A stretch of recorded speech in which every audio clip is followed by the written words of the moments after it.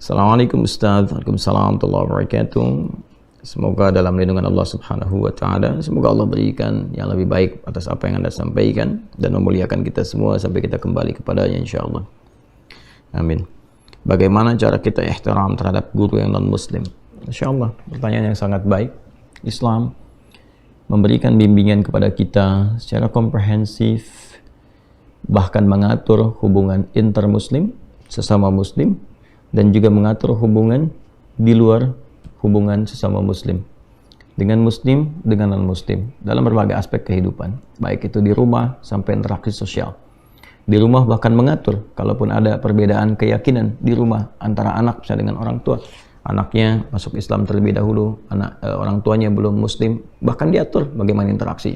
Seperti di Quran surah ke-31 Luqman, di ayat ke-15.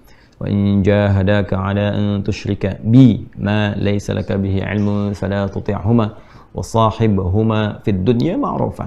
Kalaupun ada perbedaan keyakinan, kata Allah, antara anak dengan orang tua, anaknya masuk Islam, orang tuanya belum di situ, ya kan? Dan bahkan anak dipaksa untuk kembali. Ya, kalaupun ada situasi itu, kata Allah, tolak dengan cara yang halus, yang baik, ya, yang tidak memberi peluang menyakiti, ya kan? Dalam konteks ini menzalimi di sini. Tapi yang paling menarik adalah terkait urusan dunianya tetap bakti yang sempurna diberikan, perhatian, kalau sakit datangi, tengok, ya, berikan hal yang bisa diberikan optimal, ya, kalau ada sesuatu materi dibagi, tunjukkan akhlak yang baik, sehingga dengan itu jadi praktek nilai Islam terasakan dalam berkehidupan, sehingga dari situ ada kesan yang bisa didapati dengan izin Allah, hidayah bisa diraih. Nah, sekarang pun bagaimana hubungan atau relasi adab antara guru dengan murid dalam posisi gurunya adalah non-muslim? Tetap adab itu diutamakan. Dalam Islam itu adab sangat luar biasa. Ya, bagaimana sifat penghormatannya? Yang pertama, kita akan bagi dulu penghormatannya kepada 3 bagian dari proses diri kita. Ada secara spiritual, rohiyah kita, kemudian ada aqlaniyah, sisi intelektual, kemudian jasmaniyah, sisi fisikal kita. Ya, secara fisikal, secara etis kita datang, tampilkan lewat perilaku yang baik, lewat fisik kita kan. Kita datang, kalau dia beliau itu laki-laki, kita laki-laki, ya guru cium tangannya, gitu kan? Cium tangannya, bagaimanapun kan guru, gitu kan? Kalau yang kita laki-laki, beliau perempuan, seperti kita punya adab, gitu kan? Untuk kesopanan, ya jaga sikap kita, kata-kata kita rendahkan, jangan sampai meninggikan kata di hadapan guru-guru kita, gitu kan? Kemudian juga secara material, kalau ada kelebihan-kelebihan apa yang bisa diraih, kemudian berbagi. Guru misalnya diberikan sesuatu yang guru tidak meminta kadang-kadang, ya, kecil terlihatnya tapi besar sekali value-nya, ya kan? Dari materi yang bisa kita bagi, kalau sakit kita tengokin, ya, kalau ditanya, ibu atau bapak kan nggak ngajarkan sampai begini, terima kasih, Anda jawab, alhamdulillah Pak Bu, Islam mengajarkan saya untuk bersikap seperti ini, ya Allah membimbing saya untuk memuliakan bapak ibu, Allah membimbing, Rasul membimbing saya untuk memuliakan setiap orang yang memberikan kepada saya manfaat-manfaat walaupun hanya 1 huruf, ya kan? Nah, kemudian secara intelektual bagaimana? Apa yang disampaikan oleh guru-guru kita amalkan dengan baik, ya. Beliau mengajarkan kita A, mengajarkan B, mengajarkan C dan sebagainya, praktikkan, ya, sebagai disiplin ilmu yang mencerahkan, memberikan nilai kebaikan. Kemudian secara spiritual kita berdoa supaya mendapatkan hidayah. Beliau mendapatkan kasih sayang Allah untuk mendapatkan hidayah, menerima nilai-nilai keislaman dengan baik, melembutkan hatinya, dan seterusnya. Itu usaha yang bisa kita lakukan semaksimal mungkin. Dan di sini indah sekali. Jadi fair, objektif. Anda tidak paksa orang untuk mengikuti keyakinan, la ikraha fid din, tapi Anda berdoa untuk mendapatkan pencerahan, lalu praktekkan dengan akhlaknya, ilmunya dipraktekkan. Ketika ada orang mengatakan, wah bapak fulan hebatnya, sebut namanya. Saya bukan hebat.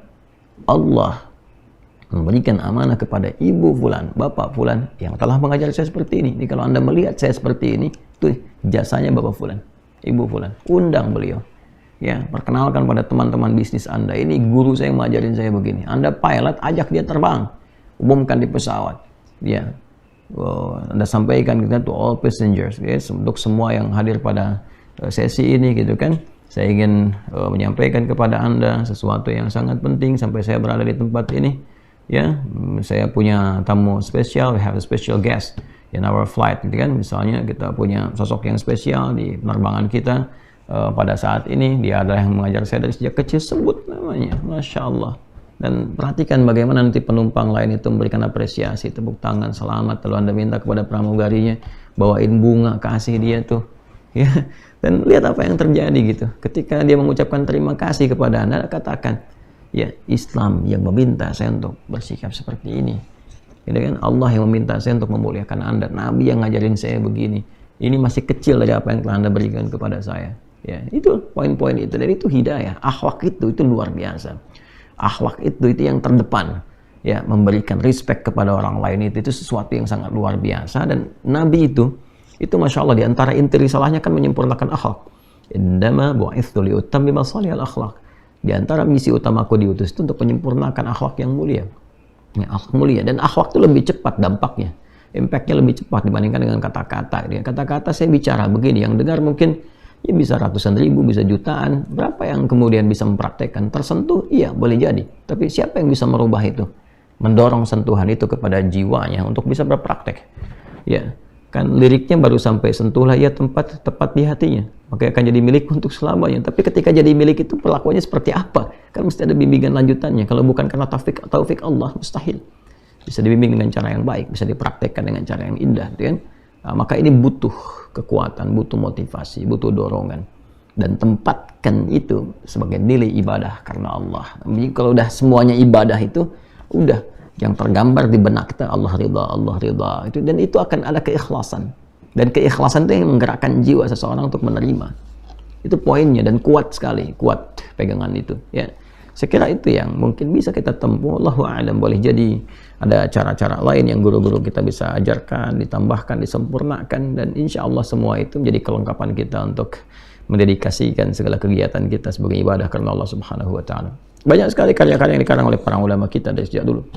Imam Nawawi Ad-Dimashqi misalnya punya kitab At-Tibyan fi Adab Hamalatil Quran, dan di antara babnya bagaimana menghormati guru sampai masuk ke ruangan belajar itu bagaimana, ya ini memang konteksnya kan muslim ya, itu yang intermuslim, masuk ucapkan salam, sapa kawan-kawan, muliakan guru, itu kan kapan waktunya bertanya, kapan berkunjung, dan sebagainya. Adabnya lengkap sekali.